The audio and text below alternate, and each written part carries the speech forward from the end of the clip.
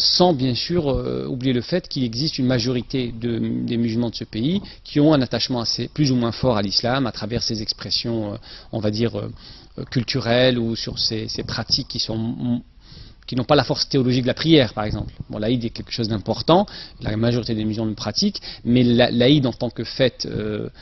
post-Ramadan ou la fête du sacrifice sont d'abord des événements qui sont liés à des actes théologiques beaucoup plus importants comme le pèlerinage ou le jeûne. Et souvent, quand effectivement on n'est pas trop dans la pratique, on accorde une place plus importante aux éléments accessoires. Donc il existe effectivement, pour la majorité des musulmans de France qui ont une pratique religieuse minimaliste on va dire, aux plus pratiquants, il y a eu un retour vers la foi. En ce qui me concerne, et un bon nombre de ma génération, je connais plusieurs centaines de personnes de ma génération, puisque j'ai eu un parcours associatif assez large, on est dans cette posture d'un retour vers la foi, on va dire, fondé sur une véritable démarche personnelle et sur une appréciation, une compréhension de l'islam fondée sur des lectures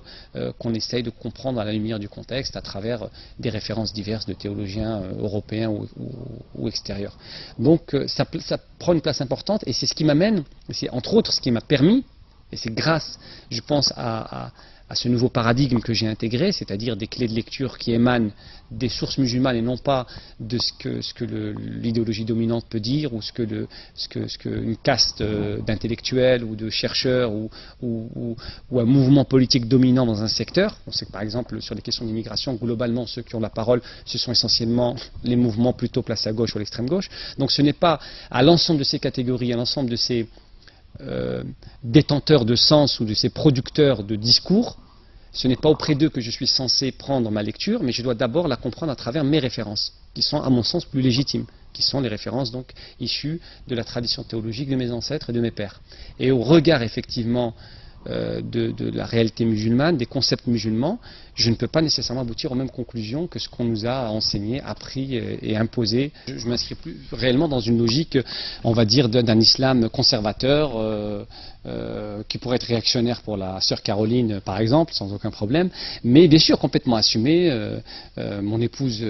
à l'extérieur, dans l'espace hors privé, porte un foulard comme beaucoup de jeunes de ma génération, et mes enfants, je leur enseigne effectivement la prière, rêvent d'aller à la Mecque. Oui, je prie 5 fois par jour. Voilà, bien sûr, je suis un vrai mahométan dans le sens le plus classique du terme. Tout le monde semble choqué, c'est assez étrange que tous ceux qui ont l'habitude en coulisses ou d'ailleurs de façon parfaitement assumée, qui ont l'habitude de tirer sur l'ambulance musulmane en France, bizarrement sont, je pense aux Kouchner, je pense aux gens de ce segment-là,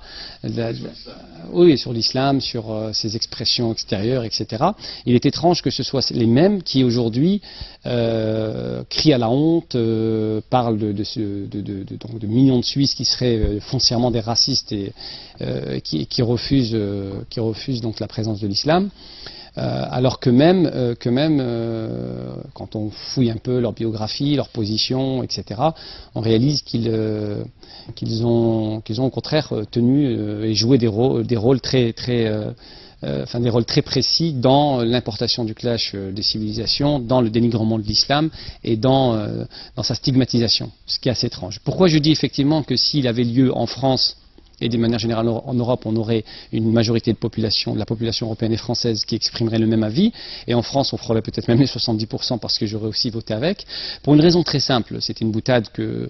c'était sous forme de boutade, mais c'est la réalité, c'est-à-dire qu'il y a un décalage, à mon sens, entre, et c'est la question première, je pense, pour les populations héritières de l'immigration, c'est qu'on n'a pas compris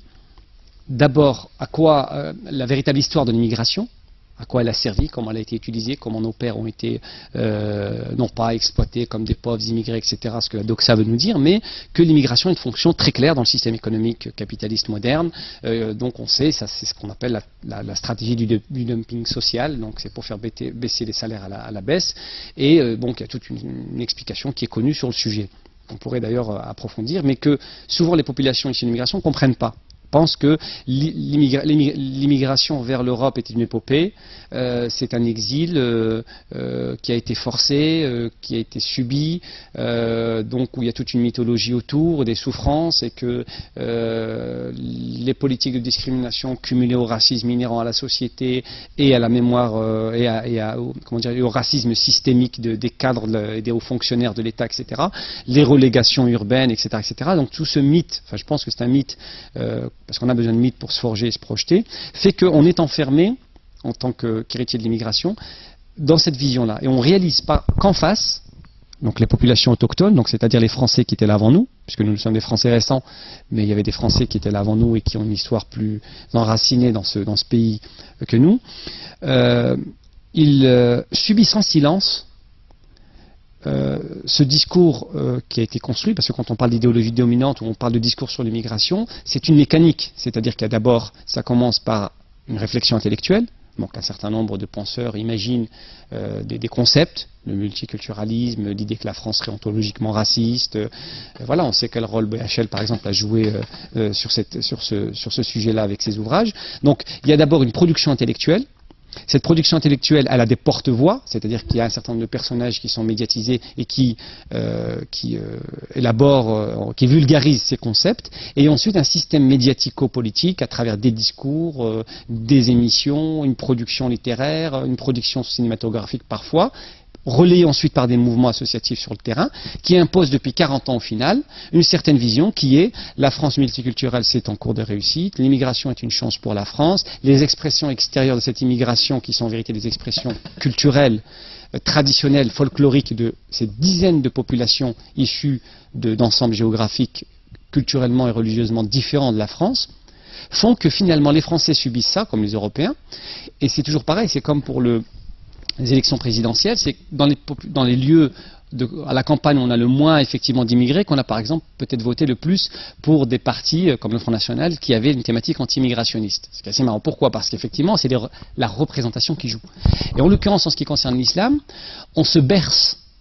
de cette illusion que ce multiculturalisme fonctionne, que l'immigration, bon, c'est vrai qu'il y a des problèmes, etc., mais que ça va de mieux en mieux, que les musulmans, que l'islam est en train de trouver sa place, puisqu'on a créé un organisme officiel qui va représenter ses intérêts, et que donc naturellement l'apparition des mosquées est un droit, ce qui est effectivement d'un point de vue légal vrai,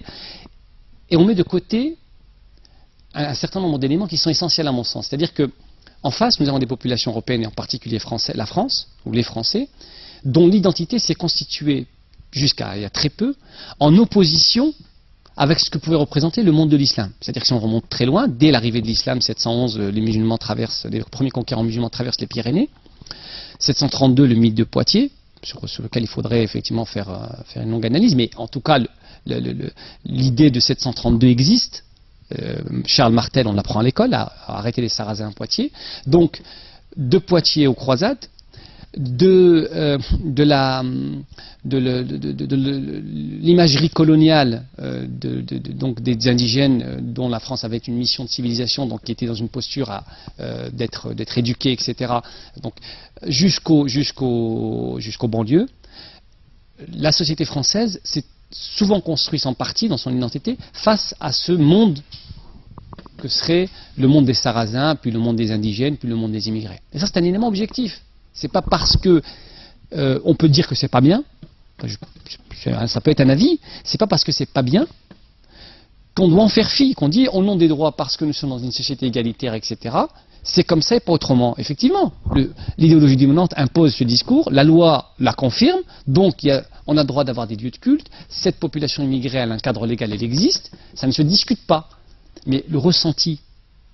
le sentiment d'avoir l'impression dans certains espaces urbains de son pays qu'il y a une substitution de population, c'est une réalité objective. Que c'est bien ou pas bien, c'est pas le débat, c'est la réalité. Que les Français qui ont été conditionnés depuis très très longtemps,